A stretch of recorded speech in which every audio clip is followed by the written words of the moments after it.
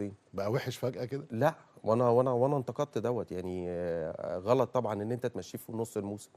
ده مجلس هتجيب الإدارة مين كله يفضل أجمع. يتابع بقى ويشوف اللعيبة من أول وجديد لأ غلط طبعًا.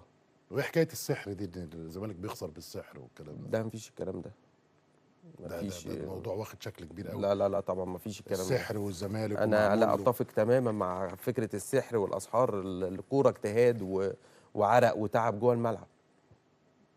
ما فيش حد بيوصل لأي حاجة بالسحر طبعًا. اتمنى الزمالك يتعافى، يعني انا زعلان جدا على الاسماعيلي، ما الاقيش الاسماعيلي بيقع وبيتزايل الدوري بس وممكن. أنا هارجع وأقول لحضرتك هو الفرق 8 نقط. 8 نقط دول اللي كانوا برضه موجودين السنة اللي فاتت، والأهلي برضه كسب الزمالك مش قليل، انت 5-3 ليه وكان مخلي الثمان نقاط مش حاجه قليله؟ قليلين محسسني ان وصعبين، بس الدوري بقى قوي، انا الدوري ما بقى قلتش قوي. الدوري راح، بس بقول ان الجاب عمال يكبر، يعني الفرق بيكبر من ساعه اسوان